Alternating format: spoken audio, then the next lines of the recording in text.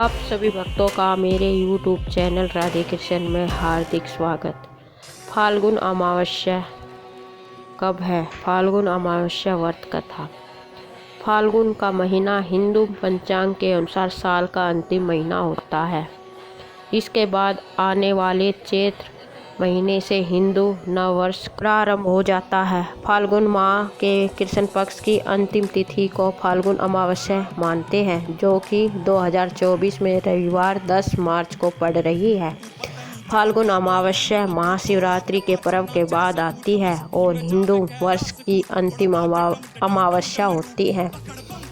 यह अमावस्या सुख, संपत्ति और सौभाग्य की प्राप्ति के लिए विशेष फलदायी है। जीवन में सुख और शांति के लिए फाल्गुन अमावस्या का व्रत रखा जाता है। इस दिन लोग पवित्र नदियों में स्नान कर जरूरतमंदों को दान करते हैं।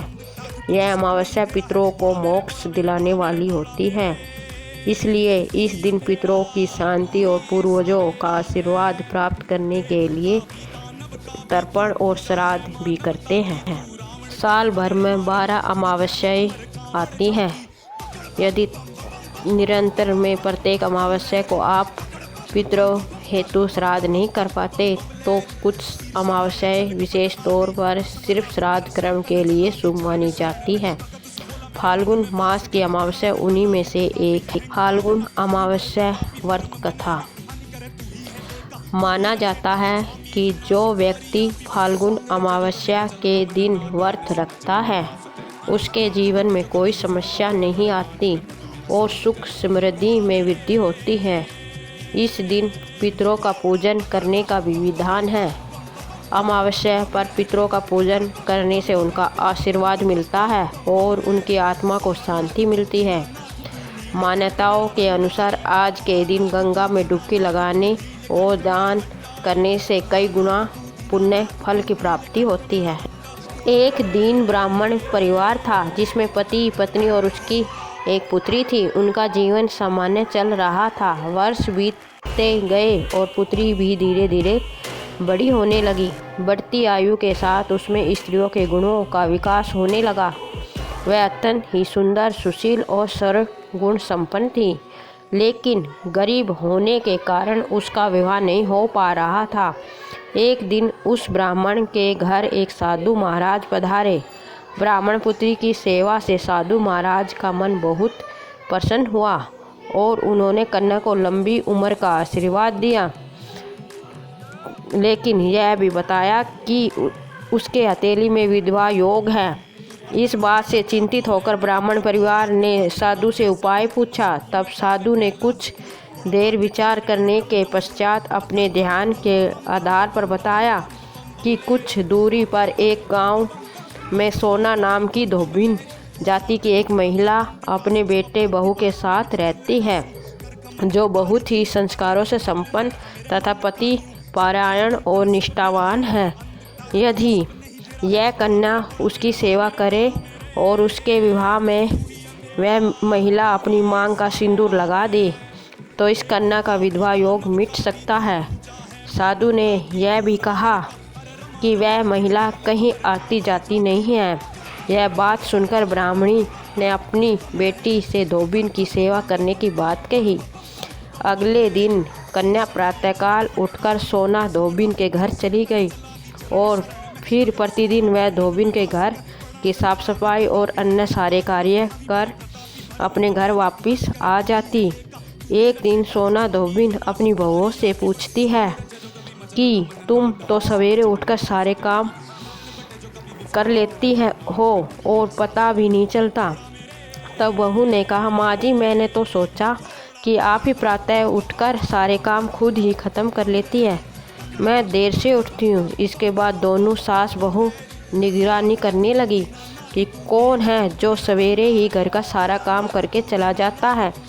कई दिनों के बाद धोबिन ने देखा कि एक कन्या प्रातः घर में आती है और सारे काम करने के बाद चली जाती है। तब वह जानने लगी तो सोना धोबिन उसके पैरों में गिर पड़ी और उससे पूछने लगी वह कौन है जो इस प्रकार छुपकर उसके घर का काम करती है। तब कन्या ने साधु द्वारा कही गई सारी बात बताई। सोना धोबिन पति पारण थी, उसमें तेज था, इसलिए वह इस बात के लिए मान गई। सोना धोबिन के पति थोड़े अस्वस्थ थे, इसलिए उसने अपनी बहू से अपने लौट आने तक घर पर ही रहने को कहा। सोना धोबिन ने जैसे ही अपनी मांग का सिंदूर उस कन्या की मांग में लगाया, उसके पति की मृत्यु हो गई। थोड़े समय बाद उसे इस बात का पता चला, वह घर से निर्जल हो चली थी। यह सोचकर कि रास्ते में कहीं पीपल का पेड़ मिलेगा तो उसे भवरी देकर उसकी परिक्रमा करने के बाद ही जल ग्रहण करेगी। उस दिन अमावस्या थी। ब्राह्मण के घर मिले हुए पकवान की जगह उसने ईंट के टुकड़ों से 108 बार भवरी देकर पीपल के पेड़ की 108 बार परिक्रमा की और इसके बाद जल ग्रहण किया। ऐसा करते ही उसका पति वापस जीवित हो उठा। इसलिए माना जाता है कि इस दिन व्रत आदि करने से पुण्य फल की प्राप्ति होती है। फाल्गुन अमावस्या के उपाय।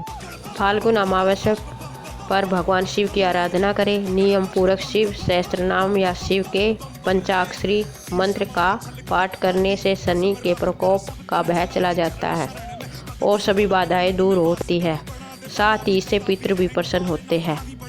फाल्गुन अमावस्या के दिन दान पुण्य करने से बहुत लाभ होता है। इस दिन गरीब लोगों को भोजन कराना और पैसों का दान करना उत्तम होता है। ऐसी मान्यता है कि इस उपाय को करने से पितृ की कृपा प्राप्त होती है। इस दिन आप अपनी श्रद्धा अनुसार कपड़े, चीनी, शक्कर, अनाज आदि चीज़ों का भी दान कर सकते हैं। अगर आप फाल्गुन अमावस्या पर पितरों को प्रसन्न करना चाहते हैं तो पशु पक्षियों को दाना डालें। मान्यता है कि ऐसा करने से पितृ प्रसन्न होते हैं और व्यक्ति के जीवन की परेशानियां दूर होती है। अगर आप पितृदोष का सामना कर रहे हैं तो फाल्गुन अमावस्या के दिन नीम मंत्र का जाप करें।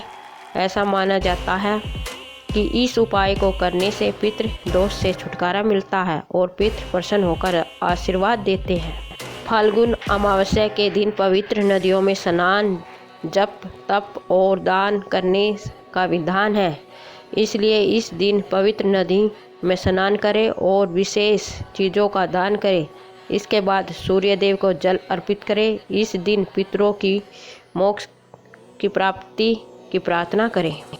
फाल्गुन अमावस्या के दिन पीपल का पेड़ लगाएं और उस पेड़ की सेवा जरूर करें। ऐसा करने से पितृ संतुष्ट होते हैं और पितरों के कष्ट कम होते हैं और उनकी नाराजगी दूर होती है।